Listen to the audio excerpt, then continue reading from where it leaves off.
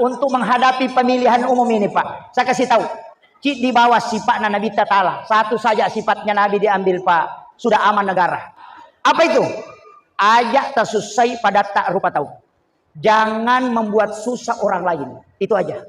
Imam, jangan bikin susah makmum. Bacaannya terlalu panjang. Orang sudah capek, belum berhenti. Kemudian, makmum, jangan bikin susah Pak Imam. Aja tersusah imata.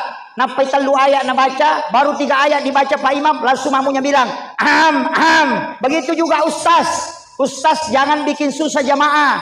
Ceramah terlalu panjang. Orang sudah gantian kakinya naik, belum berhenti. Jamaah juga jangan bikin susah Ustaz. Ceramah setengah mati di depan, cerita juga di belakang.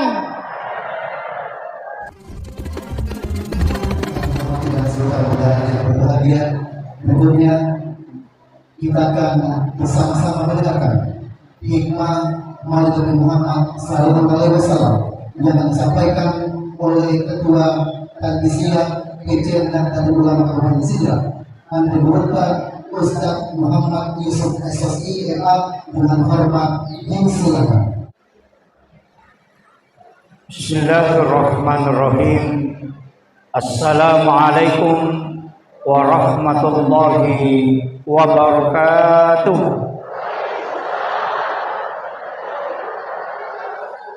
Ila hadratin Nabi Mustafa sallallahu ala sayyidina Muhammadin al-Fatihah. A'udzubillahi minasyaitonir rajim. Bismillahirrahmanirrahim. Alhamdulillahi rabbil alamin arrahmanir rahim maliki yaumiddin. Iyyaka na'budu wa iyyaka nasta'in ihdinas siratal mustaqim. Suratul ladzina an'amta 'alaihim ghairil maghdubi 'alaihim waladdallin. Amin. Allahumma nawwir qulubana wa quluba jami'i man hadara fi majlisina hadza binuril ma'rifah wa ilmil mukasyafah wal basirah wal iman wal islam. Ya Fattahu ya Alim, iftah qulubana wa qulubahum futuhal arifin. Rabbana iftah bainana wa baina qaumina bil haqqi wa anta khairul fatihin. Amin amin ya rabbal alamin. Hadratal muhtaramin wal muhtaramat, ikhwanu billah, khusus yang kami muliakan dan kami takzimi Bapak Bupati Luwu beserta Ibu Ketua Tim Penggerak PKK Kabupaten Luwu beserta seluruh rombongan yang kami muliakan dan kami takzimi. Hadir di tengah-tengah kita Bapak Kepala Kantor Kementerian Agama Kabupaten Luwu beserta seluruh jajarannya, Bapak Kapolres beserta seluruh jajarannya, dan Bapak Ketua DPRD Kabupaten Luwu beserta seluruh pejabat pemerintah yang sempat hadir, Bapak Ketua Pengadilan Agama, Bapak dari TNI, dan seluruh hadirin wal hadirat yang insyaallah dirahmati dan dimuliakan oleh Allah Subhanahu wa taala. Para alim ulama, para tokoh masyarakat, seluruh tamu undangan, dan terkhusus kepada panitia pelaksana peringatan Maulid Nabi besar Muhammad sallallahu alaihi wasallam. Alhamdulillahi rabbil alamin. Wassalatu wassalamu ala asyrafil anbiya'i wal mursalin sayyidina wa maulana wa habibina wa syafi'ina wa ala alihi wa ashabihi wa sahabatihi ajma'in. Allahumma salli ala sayyidina Muhammadin tibbil qulubi wa dawaiha wa afiyatil abdani wa shifaiha wa nuril absari wa diyaiha wa ala alihi wa sahbihi wa sallim. Alhamdulillah, pada kesempatan ini sebenarnya berat sekali saya ceramah. Kenapa? Karena ada 2 orang yang susah diceramai, Pak. Yang pertama orang lapar, yang kedua orang mengantuk. Tidak mau dengarkan ceramah lama-lama. Karena waktu sesudah duhur itu adalah waktu istirahat. Kita memang disunnahkan untuk tidur sampai masuk waktu asar. Karena di waktu asar sampai isya itu kita dilarang, makruh hukumnya. Karena rata-rata orang yang tidur sesudah asar sampai maghrib, kenapa Rasulullah melarang? karena di situ ada penyakit yang biasa menyerang orang yang tidur yang disebut dengan rihil ahmar. Penyakit ini membawa stroke, termasuk kanker, termasuk saraf kejepit, sebenarnya dari situ. Makanya di masa Nabi Musa penyakit ini sudah datang, tapi dia tidak akan hancur. Bahkan cucu Rasulullah, anak Sayyidina Ali karamallahu wajhah, juga kena penyakit ini selama 3 hari. Sehingga Rasulullah berdoa supaya Allah menurunkan obatnya, dan ternyata malaikat Jibril membawa obat langsung kepada Nabi dengan 3 kalimat, Allahumma inni a'udzubika minar rihil ahmari waddamil aswadi waddail akbari. Rasulullah berwasiat, siapa yang membaca doa ini menjelang tidur atau ketika hendak dia tidur, maka dia terhindar dari penyakit rihil ahmar.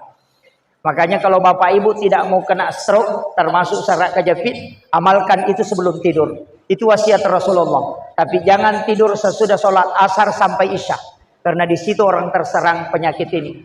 Penyakit ini tempatnya 2, biasa di belakang pintu dan di dalam WC. Makanya ketika ada orang jatuh di WC itu jarang selamat, karena memang penyakit ini disebut rihil ahmar, angin merah. Setiap membuka pintu pertama, jangan terkena hembusan angin pertama ketika masuk angin. Makanya ulama kita dulu, orang tua dulu mengatakan, biarkan berhembus angin baru kau keluar dari pintu. Kenapa? Karena penyakit itu sering menimpa orang. Makanya doanya pendek. Allahumma inni a'udzubika minar rihil ahmari waddamil aswadi waddail akbari. Sudah dihafal, Bu? Belum. Ini agak lambat ini. Kemudian kita hari ini berkumpul untuk memberikan bukti bahwa kita cinta kepada Rasulullah. Makanya Pak Bupati tadi sudah menyampaikan, itu luar biasa Pak Bu. Memang ada orang yang menganggap maulid ini bid'ah. Saya ingin tanya, kita mengadakan maulid atau maulud? Maulid atau maulud? Maulid. Itu ada 2 Pak Bu. Maulid dan maulud itu berbeda. Kalau peringatan maulid berarti peringatan waktu kelahiran, itu 12 Rabiul Awal. Kalau peringatan maulud berarti peringatan kepada adanya Rasulullah, bayinya, orangnya. Makanya orang Bugis itu tidak mengatakan maulid, tapi apa yang dia bilang? Mamaulu. Dia nak kena maulid. Kenapa? Karena maulud dia peringati orangnya, bukan waktu lahirnya. Di Afrika Selatan orang melaksanakan maulud itu 6 bulan sampai bulan Rajab. Kita maulid itu hanya 1 bulan, hanya di bulan Rabiul Awal karena memperingati bulan kelahirannya, waktu kelahirannya. Kalau mauludnya berarti orangnya langsung, itu berbeda. Dan ingat, Rasulullah itu ada 2. Yang pertama nurnya yang disebut Ahmad. Kemudian Rasulullah yang utuh dengan jasadnya disebut Muhammad. Makanya 2 namanya. Ketika disebut Ahmad berarti itu adalah nurnya. Ketika disebut Muhammad berarti dia adalah orangnya. Makanya ketika Rasulullah nurnya diciptakan, maka semua malaikat itu berselawat kepada Rasulullah, termasuk malaikat Jibril dan seluruh nabi. Tapi kan Nabi diciptakan belakangan. Nabi pertama Nabi Adam itu sudah bersalawat kepada Nabi. Sedangkan Rasulullah lahir, dia adalah Nabi terakhir. Maka dari situ istilah di alam hakikat Rasulullah adalah Rasul pertama. Tapi di alam lahiriah Rasulullah adalah Rasul terakhir. Makanya Rasulullah diciptakan sebelum Adam itu diciptakan. Dalilnya mana? Qad ja'akum minallahi nurun wa kitabun mubin. Telah datang dari Tuhanmu cahaya, nurun, cahaya di situ yang dimaksud para ulama tafsir dalam tafsir Isyari adalah nurun Muhammad. Makanya Al-Quran, Zabur, Taurat, Injil itu belakangan. Yang pertama itu adalah nurun Muhammad. Makanya sholawat juga bentuknya 2. Ada berbentuk fi'il madi, ada berbentuk fi'il mudhari. Makanya Allahumma sholli ala Sayyidina Muhammad itu fi'il mudhari. Sedangkan sallallahu ala Muhammad itu fi'il madi. Kenapa ada dua? Karena fi'il madi itu dipakai untuk yang sebelum. Artinya sebelum jasadnya Rasulullah diciptakan itu sudah disolawati. Makanya solawat yang bentuk fi'il madi itu disebut solawat Muhammad. Sedangkan salawat yang berbentuk fi'il mudhari itu salawat langsung kepada Rasulullah yang utuh. Makanya ketika salawat fi'il madi disebut salawat Jibril. Makanya sallallahu ala Muhammad itu salawat Jibril karena belum diciptakan jasadnya Rasulullah. Kalau Allahumma sholli ala Sayyidina Muhammad itu setelah Rasulullah dilahirkan. Makanya salawat itu ada dua bentuknya. Kemudian ini yang agak penting saya tekankan dulu. Rasulullah itu ketika disolawati oleh para malaikat, ketika beliau diciptakan oleh Allah, makanya likulli syai'in min nurin Muhammad, segala sesuatu itu bersumber dari nur Muhammad. Yang kedua, laulaka ya Muhammad lama ahlaktul makhluk, kata Allah. Seandainya bukan engkau Muhammad, seandainya engkau bukan engkau Muhammad, itu Allah sampai mengulang 3 kali, kemudian mengatakan lama halaktul makhluk, justru aku tidak akan menciptakan makhluk. Artinya apa? Dari nurun Muhammad segala sesuatu itu diciptakan. Manusia, nurun Muhammad disebut rahasia. Kita akan diciptakan jasad, ruh, jiwa. Jiwa inilah yang disebut rahasia. Rahasia inilah yang disebut dengan nurun Muhammad. Makanya sikir itu ada namanya sikir rahasia. Itu lari ke nurun Muhammad. Kemudian kalau jasad, itulah tubuh kita. Tapi jasad dan rahasia itu juga dari nurnya Muhammad. Jasad ini kenapa dari nur Muhammad? Karena 4 unsur. Yang pertama adalah angin, yang kedua adalah api, yang ketiga adalah air, yang keempat adalah tanah. Jasad kita itu diciptakan dari 4 unsur. Api, angin, air, tanah. Sifatnya api berdiri, simbolnya adalah huruf alif. Sifatnya angin ruku, simbolnya adalah huruf H. Sedangkan sifatnya tanah adalah sujud, maka simbolnya adalah huruf mim. Sedangkan air adalah duduk, simbolnya huruf dal. Makanya tulisannya A, H, Mim, Dal. Tulisannya Ahmad. Itu juga disebut Nurun Muhammad. Nah, makanya ulama kita dulu hanya menjelaskan sesederhana itu. Bahwa jasadmu dari Nurun Muhammad karena dilihat dari sifatnya. Sholat juga Pak dari Ahmad itu. Berdiri alif, ruku A, H, sujud mim, duduk dal. Tulisannya juga adalah Ahmad. Makanya kalau orang berdiri ruku sujud itu sebenarnya adalah Nur Muhammad. Ketika orang sholat, kepala huruf mim, dada huruf H, pinggul huruf mim, kaki huruf dal. Tulisannya Muhammad. Nah, itu yang menyatukan. Sehingga orang dulu itu kalau mempelajari sholat, bahwa dirimu adalah sholat dan juga dirimu adalah Nurun Muhammad. Itu yang disebut rahasia. Tapi saya ingin kasih tahu sedikit.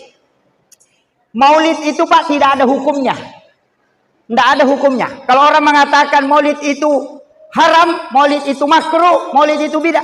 Tidak. Maulid itu tidak ada hukumnya. Kenapa? Maulid itu kan waktu kelahiran. Apa hukumnya? Tidak ada. Maulud Nabi yang lahir juga tidak ada hukumnya. Nanti diperingati baru berubah bisa menjadi hukum. Sama dengan gelas. Gelas itu tidak ada hukumnya. Tapi ketika dipakai minum obat itu bisa jadi sunnah.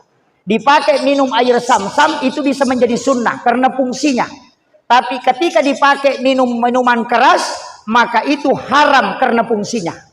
Jadi gelas tidak punya hukum, tapi ketika difungsikan dia bisa melahirkan hukum. Pisau tidak ada hukumnya, tapi ketika dipakai menyembelih binatang kurban, maka dia sunnah. Tapi ketika dipakai mengancam orang untuk diambil hartanya, maka dia haram. Pisau tidak punya hukum, nanti difungsikan baru lahir hukumnya. Maulid dan maulud tidak ada hukumnya. Tapi ketika kita memperingati dengan mendengarkan ceramah bersedekah silaturahmi, maka dia menjadi sunnah. Bukan maulidnya, tapi peringatan itu yang ada di dalamnya menyebabkan dia menjadi sunnah karena fungsinya. Tapi ketika dia dilaksanakan untuk berebut makanan, kemudian berkelahi sehingga menginjak-injak makanan, maka itu menjadi haram karena perbuatannya. Ini harus dibedakan dulu. Sudah paham? Ibu? Udah paham? Itu kita mau meneladani akhlak Rasulullah. Bu, saya kasih tahu. Salah satu akhlaknya Rasulullah dari sekian banyak, itu adalah pemalu. Pemalu sekali itu Rasulullah. Matandre siri Nabi tak. Sehingga dia tidak mengambil sesuatu kalau tidak dikasih. Denalai agagai kodeni yaleng. Apalagi yalena memang yalena dia memang. Kalau dia yang mau ngambil sendiri sesuatu, tidak bakalan. Jadi saya mau lihat nanti.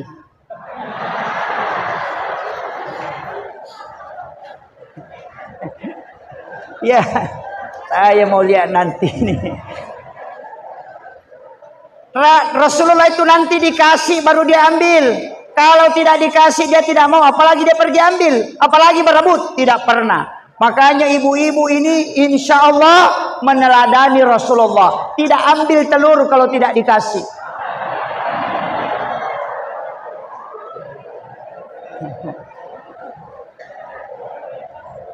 Iya.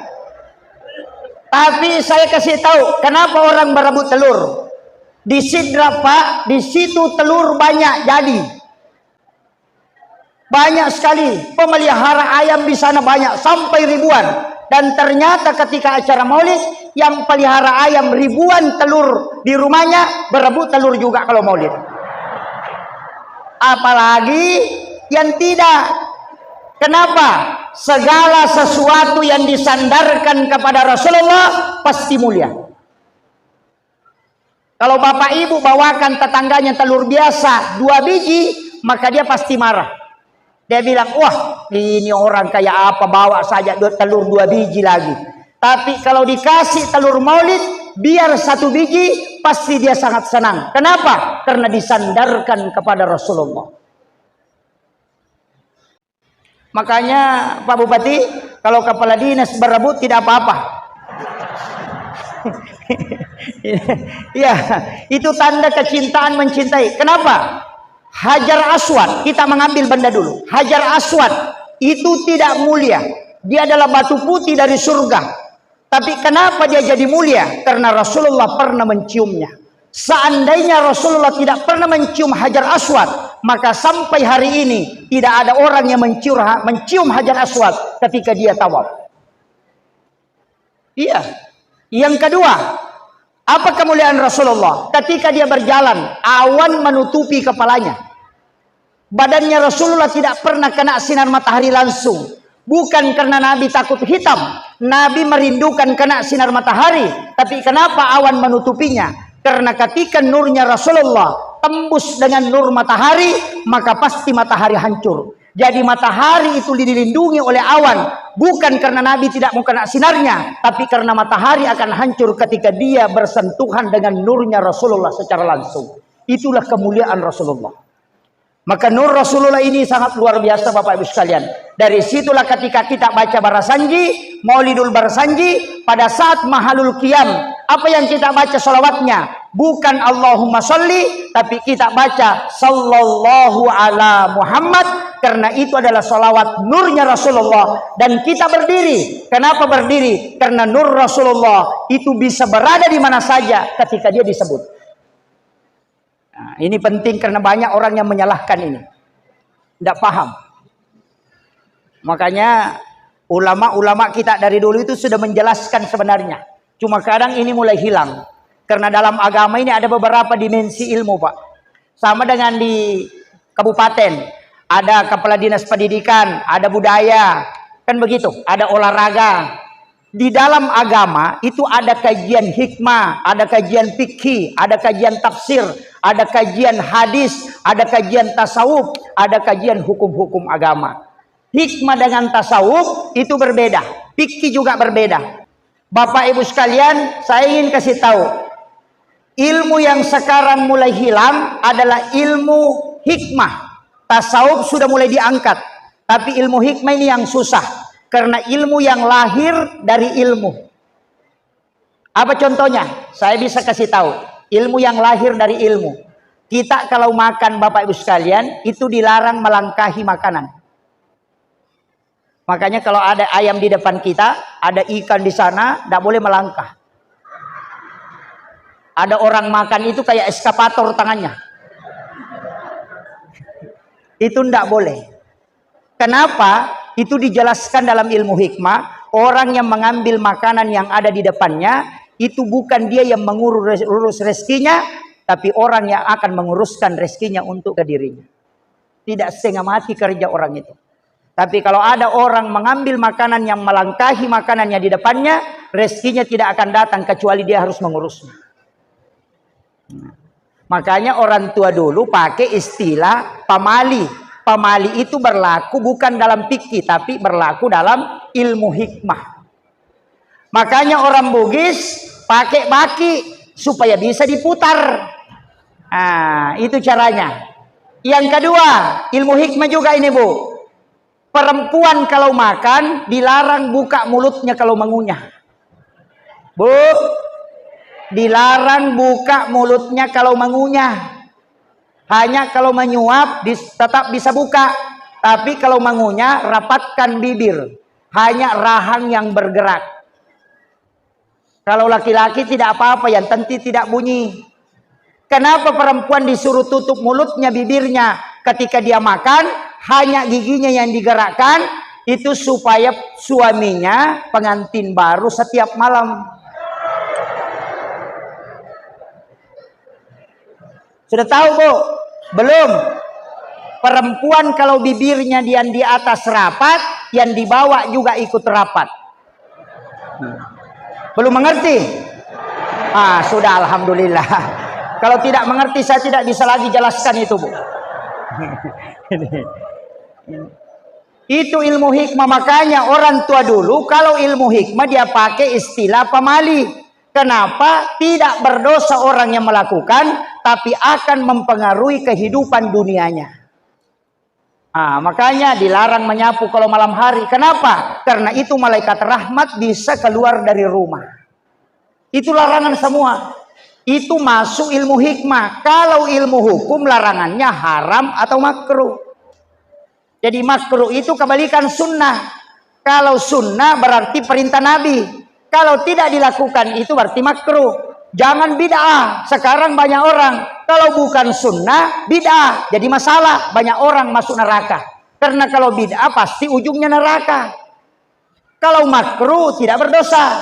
Makanya mau tidur tidak berwudu, makruh. Karena sunnahnya berwudu dulu.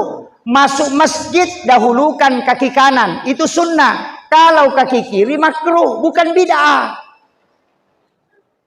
Kalau makruh dikerjakan rugi, tidak dikerjakan dapat pahala. Kalau sunnah dikerjakan dapat pahala, tidak dikerjakan rugi, bukan tidak apa-apa. Ada juga guru sekolah itu. Sunnah dikerjakan dapat pahala, tidak dikerjakan tidak apa-apa. Muridnya tidak sholat sunat.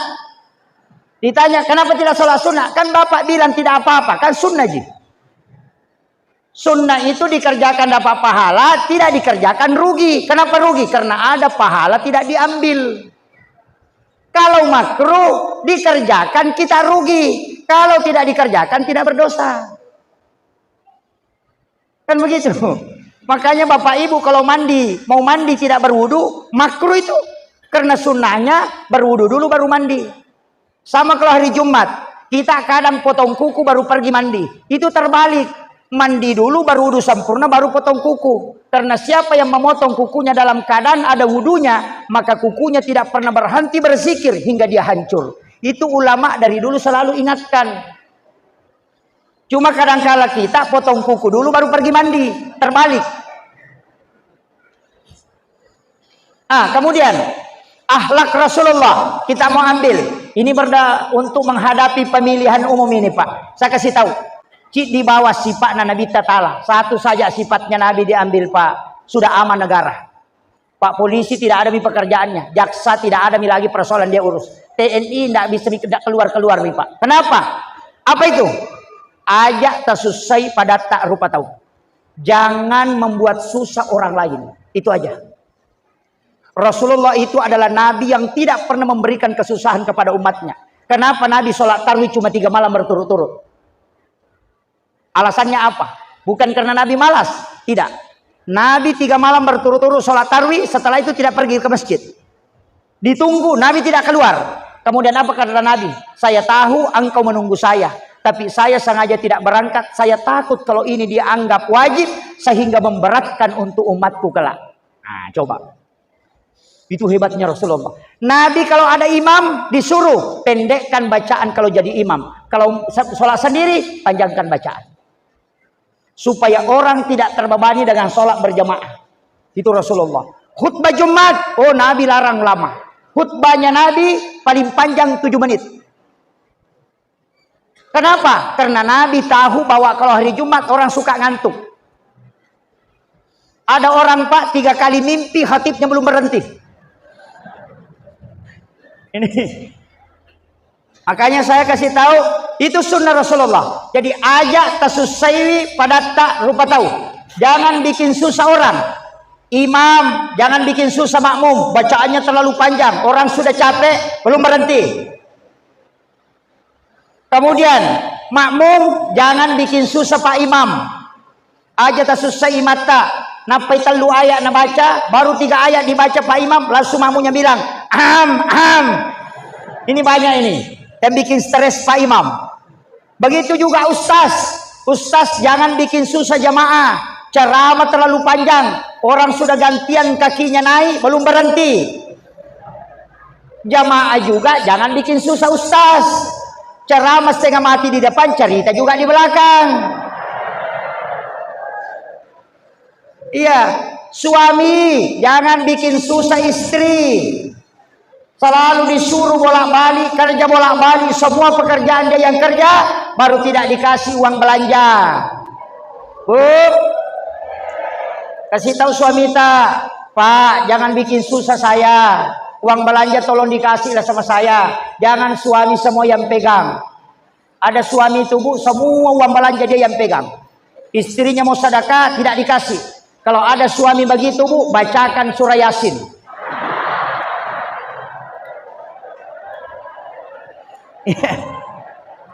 Istri jangan juga bikin susah suami.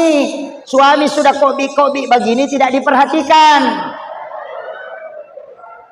Bu, tidak kikir jika kita kasih suami tak? Tidak je. Beto tamasek ke malengi laki tak? Bu, saya kasih tahu, laki-laki kalau syahwatnya naik, otaknya error. Betul. Makanya kalau dia minta itu nah tidak dikasih, biasa ditanya, mau ke kantor Pak? Kantor. Ah, itu masalah itu. Iya. Laki-laki itu kalau syahwatnya naik, otaknya error memang Bu. Makanya kasih cepat supaya normal. Iya. Tapi bapak-bapak, saya kasih tahu, sayangi istri baik-baik. Sempurnakan kasih sayang kepada istri. Jadikan istrimu sebagai ratu. Kenapa? Karena siapa yang menyayangi istrinya sepenuh hati dengan ikhlas, maka lihat pasti hidupnya berkah. Itu kuncinya. Jangan coba-coba selingkuh. Jangan Pak. Kenapa? Pasti rusak. Orang hebat itu Pak, saya tidak lihat laki-lakinya, suaminya. Jika ada menteri, ada pejabat, bukan dia yang saya lihat. Saya mengatakan pasti ada rahasia sama istrinya atau ibunya. Dari situ. Kenapa? Orang hebat itu Pak Bu, lihat siapa istrinya. Kita mau buktikan, Soeharto orang hebat. Tapi kapan dia jatuh? Ketika Ibu Tin wafat. Habibie, siapa yang tidak kenal? Orang hebat. Tapi kapan dia jatuh? Ketika Ibu Ainun wafat. Susilo Bambang Yudhoyono 2 kali jadi presiden, seorang panglima TNI. Kapan dia tidak bisa bangkit? Ketika Ibu Ani wafat. Ini yang orang tidak bisa baca. Bahwa wanita yang mendampingi seorang suami itu sangat hebat. Karena doa wanita istri 3 kali lebih cepat diterima dibanding doa suami. Makanya bapak-bapak saya kasih tahu, perbanyaklah istri supaya banyak yang mendoakan.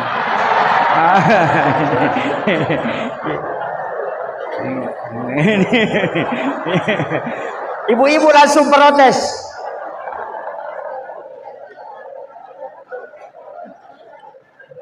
Kemudian saya kasih satu hal yang sangat pokok dalam kehidupan, Pak. Artinya apa? Rasulullah itu adalah orang yang selalu melakukan perbuatan ihsan. Ihsan itu adalah melakukan kebaikan. Begini, Pak, al khair dengan ihsan itu beda. Apa bedanya? Ya kau angkat tau mabassa, napa mabassa toki, mapasi wala dece miasanna. Jadi ketika orang dermawan, kita juga dermawan, berarti kita hanya membalas kebaikan. Tapi ketika ada orang kikir kemudian kita dermawan, berarti kita melakukan ihsan. Maki buaki dece ngasanna. Rasulullah memerintahkan kita melakukan kebaikan, ketika orang kikir kita dermawan. Wala idece tau mapeja elokoriko. Itu pesannya Rasulullah. Jangan kata maseke abas sakit. Coba dia kong kata maseke maka dami itu siaka perangan. Kalau ada orang kikir kada ganti-gantian jika kaki ke depan. Ini juga jadi masalah, Pak. Tapi dalam bab tasawuf, saya ngaji tasawuf itu tidak ada bab kikir. Yang ada di tasawuf itu bab tamak. Bab kikir. Saya pernah tanya ke ulama tasawuf, kenapa bab kikir tidak ada? Jawabannya gampang. Rezeki itu sudah dicukupkan dan dilebihkan. Tidak ada orang kurang rezekinya. Sehingga bab kikir itu tidak ada. Yang ada adalah bab tamak. Jadi dia juga sitongan atau maseke, atau magala ni milau mega. Ya kong kata makana maseke ya anu, alena itu magala milau. Aja negara tilau tanda dia nama maseke. Kan begitu. Padahal orang bilang itu si anu kikir.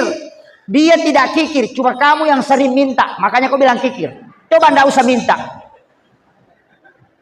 Nah, ini penting, Pak. Makanya kita disuruh di Luwu ini, Pak. Saya yakin tidak ada orang miskin. Dekaga tau kasih syukulu, tau perri ni maega. Kalau orang miskin itu, Pak, mau makan, nah tidak ada. Kau tahu perri, angka motoro na memang oto. Jadi ada hartanya tapi selalu mengeluh. Inilah yang selalu bikin surat keterangan kurang mampu. Penuh kantor desa, Pak. Itu orang begitu itu. Ada hartanya, tapi suka memang minta-minta. Jadi setiap ada bantuan, pasti datang, bikin keterangan surat mampu. Pakai emas untuk jemput bantuan. Itu tapi tidak ada jadi lu kayaknya nih. Tidak ada jibu.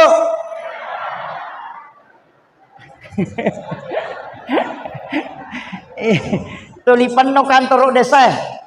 Kenapa? Karena dia selalu ingin mendapatkan harta padahal dia sebenarnya kaya.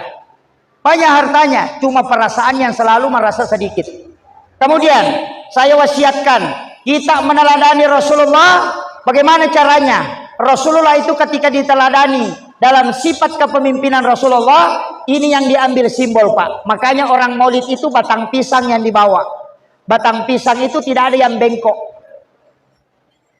Orang tua dulu itu melihat tidak ada batang pisang bengkok. Angka ke batangku timak jeko. Tidak ada. Semua lurus.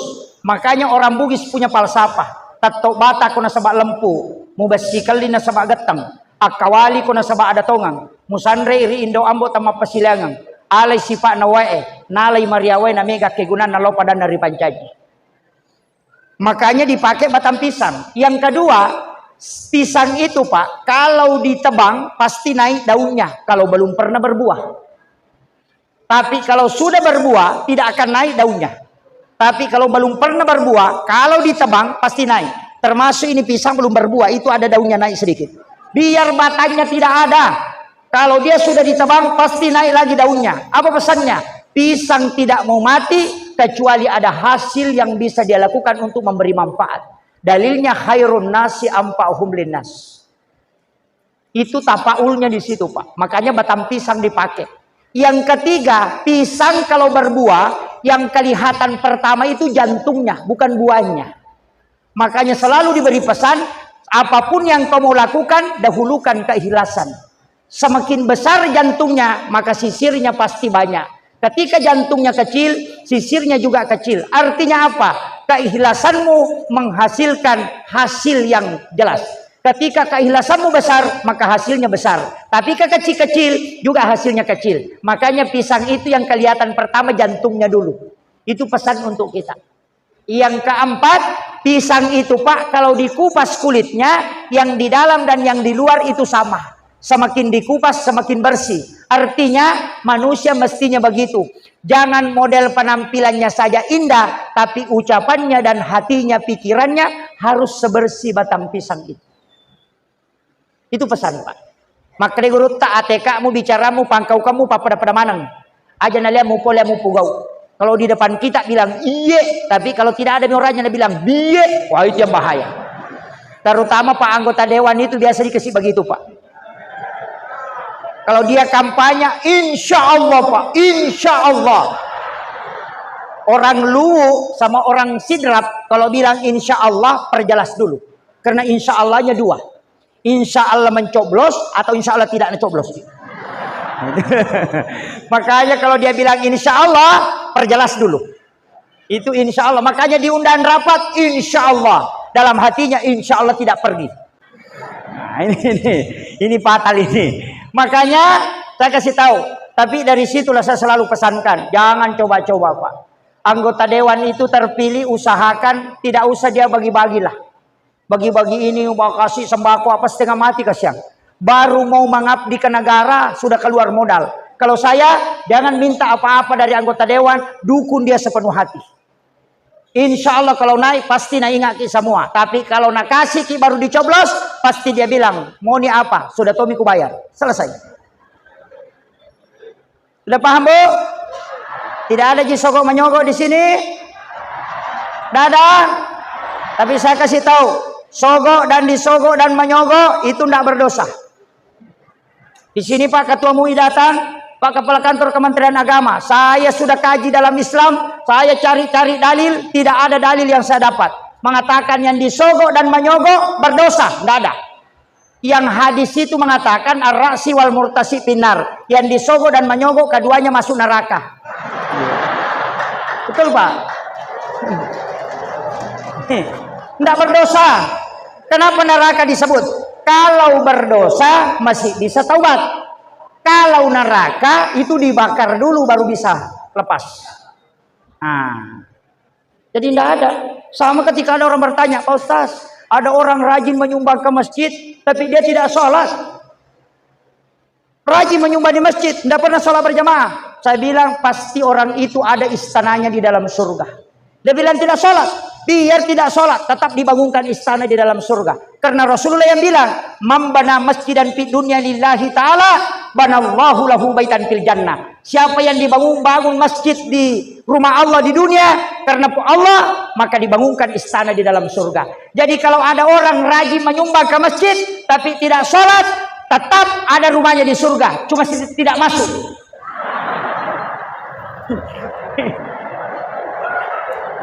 Iyalah, karena Nabi bilang dibangunkan istana, tidak mengatakan masuk ke dalam surga. Kalau mau masuk sholat, makanya rajin berjamaah tapi tidak menyumbang, masuk surga tidak ada tempatnya. Tapi rajin menyumbang, tidak sholat, ada rumahnya tapi tidak masuk. Makanya perintah agama, sholat dan zakat itu bergandengan. Kemudian pertanyaan saya, kenapa pisang Pak itu digantung pakai di situ ada telur? Kenapa bukan semangka? Kenapa bukan durian? Ini digantung telur. Kenapa? Karena telur itu hakikat simbol manusia dan agama. Telur itu pasti tidak ada yang bundarnya utuh. Gimpe manang. Manusia juga begitu, tidak ada yang sempurna. Sehebat apapun kau melihat dia, pasti ada dosanya. Telur itu 3 Pak. Kulitnya, kuning telur, dan putih telur. Manusia juga 3. Perbuatannya, ucapannya, dan hatinya. Itu 3. Ada telur pecah kulitnya, tapi isinya bagus. Itu mungkin harganya murah. Ada orang Pak, kalau dilihat modelnya tidak ada model. Tapi hatinya sungguh indah.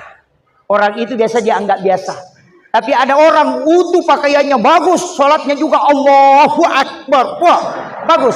Tapi kalau ngomong semua orang sakit kepala. Nah, ada juga telur begitu Pak, kulitnya bagus, cantik, tapi isinya baku campur, telur ampur sana.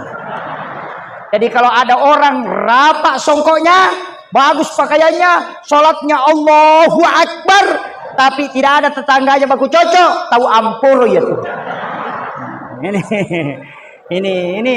Makanya simbol itu dipakai. Orang tua dulu itu pakai falsafah. Kemudian pakai batang bambu. Itu bambu yang kecil dibelah-belah. Kenapa pakai bambu? Kenapa tidak pakai ranting?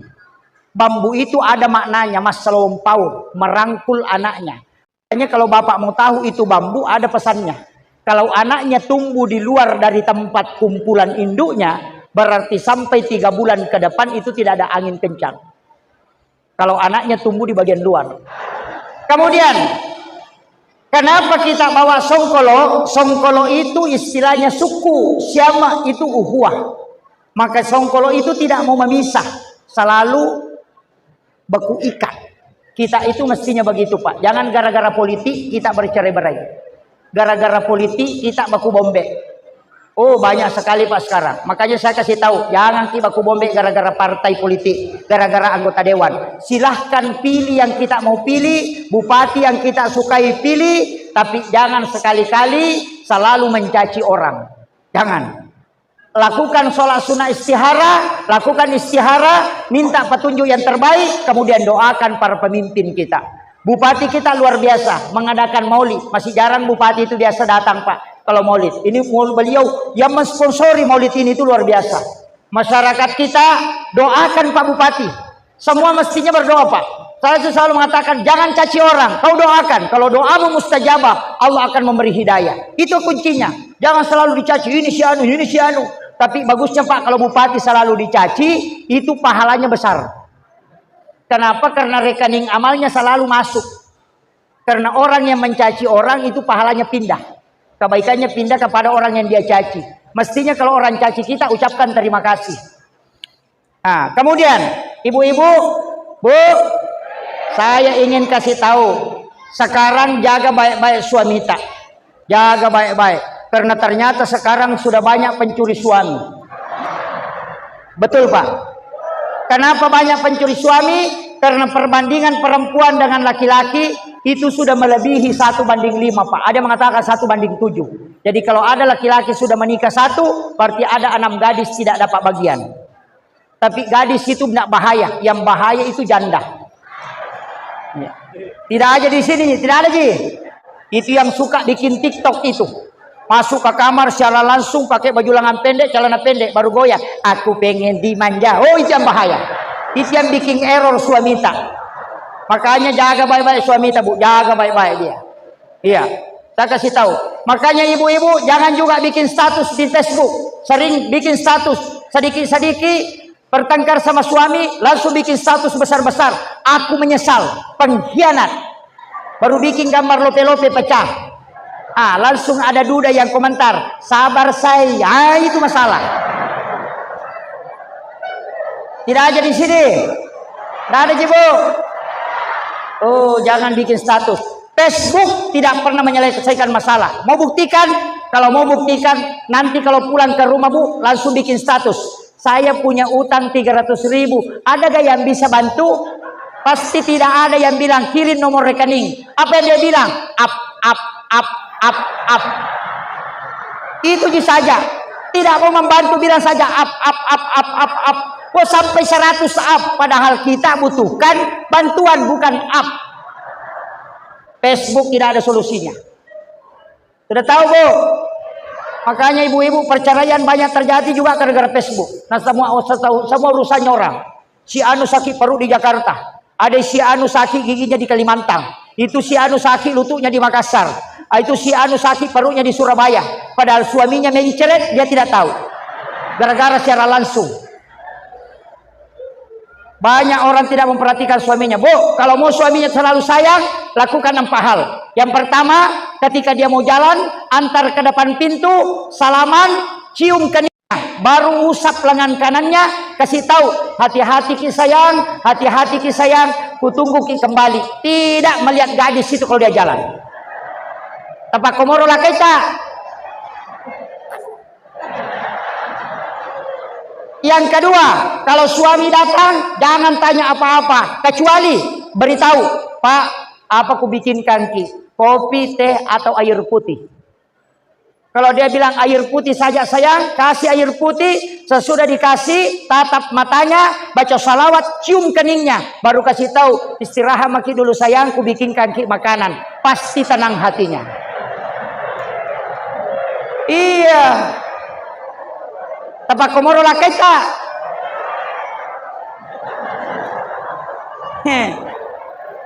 Kenapa banyak suami lebih senang di warkop daripada di rumah? Kalau di warkop masuk langsung ditanya, pesan apa Pak? Kalau di rumahnya, kau boleh. Dari mana? Baru muncul. SMS tidak dibalas, WA tidak dibuka. Sampai siapa jalan? Oh, kayak wartawan.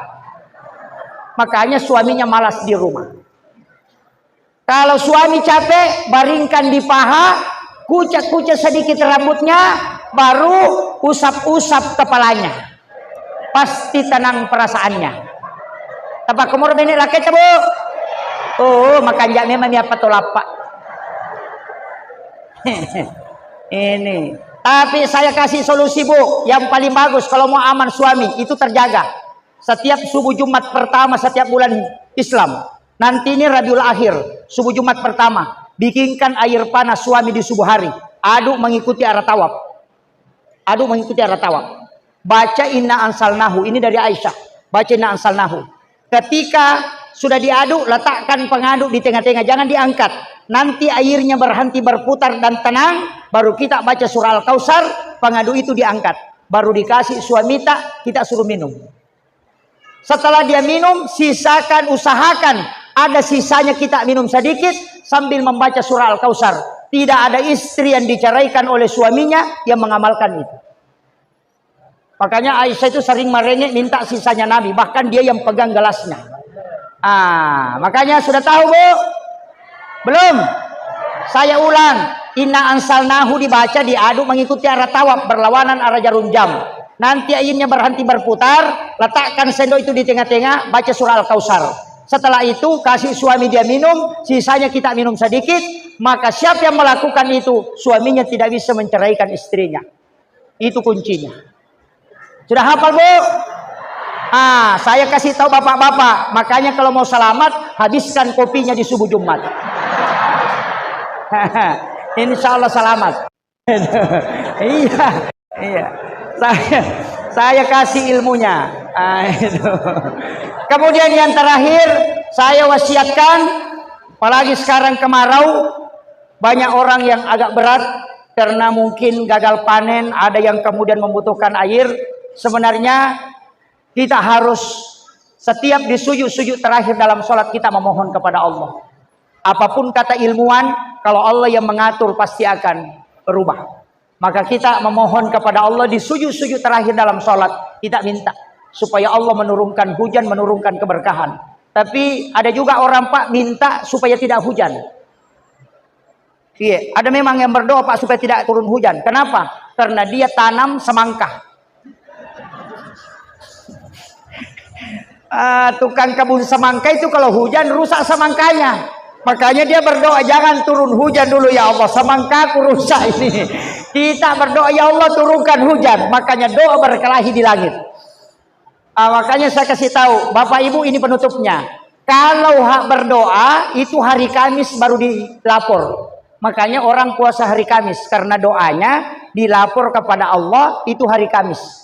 Hari Senin kita berpuasa karena itu hari kelahiran Nabi. Padahal mestinya juga kita puasa di hari kelahiran Pak. Kalau lahir hari Rabu, puasa ke hari Rabu. Karena Nabi ditanya, kenapa puasa hari Senin? Karena saya lahir hari Senin. Makanya puasa ke hari kelahiran tak, itu sunnah. Dan Kiai Hamid Pasuruan mengatakan siapa yang berpuasa pada hari kelahirannya, maka pasti tidak ada penyakit yang bisa merusak tubuhnya. Makanya rata-rata sahabat itu sehat dan kuat fisiknya. Itu karena puasa di hari kelahiran. Rasulullah puasa di hari kelahiran. Cuma kebetulan Nabi dilahirkan hari Senin, maka dia puasa hari Senin.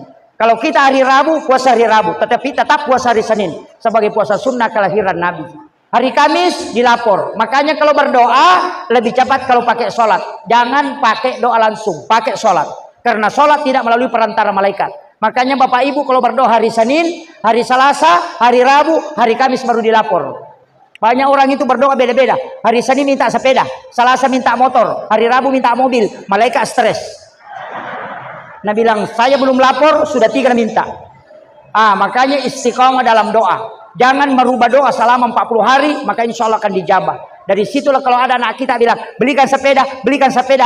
1 minggu saja selalu bilang, belikan kak sepeda mama, belikan sepeda bapak, pasti kita belikan sepeda. Tapi kalau dia minta hari ini sepeda, besok motor-motor, besoknya lagi sepeda, besoknya lagi baju, pasti kita belikan es krim supaya dia diam. Begitu juga orang yang bermunajat kepada Allah. Tapi Rabbana atina fid dunya hasanah, singgah, baru isi doa, baru wafil akhirati hasanah, baru isi kembali, wakina azabannar, baru isi. Karena doa ini itu adalah cek kosong, belum ada isinya. Makanya disebut sapu jagat. Makanya Rabbana atina fid dunya hasanah, singgah DC ngagana lino tacinai, minta di situ. Itu banyak orang tidak tahu Pak. Itu saya ambil ilmunya dari guru Kiai Abdul Rahman Amodale almarhum al-maghfurlah. Itu wasiat beliau. Makanya kalau doa pakai itu, Rabbana atina fid dunya hasanah, singgah, minta maki di situ. Kalau anak minta, kalau mobil minta. Wa fil akhirati hasanah, itu yang diminta tadi, minta menjadi kebaikan di akhirat. Wa qina azabannar, minta supaya tidak disentuh api neraka apa yang kita minta. Makanya disebut sapu jagat. Seluruh isinya dunia bisa dikasih masuk. Akhirul kalam, wallahul muwaffiq ila aqwamit thoriq. Assalamualaikum warahmatullahi wabarakatuh.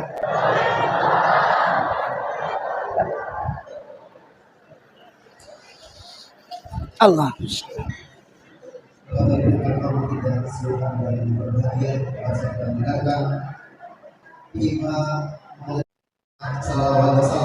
Yang telah disampaikan oleh Ustaz Muhammad Yusuf dan seluruhnya mari kita beristirahat.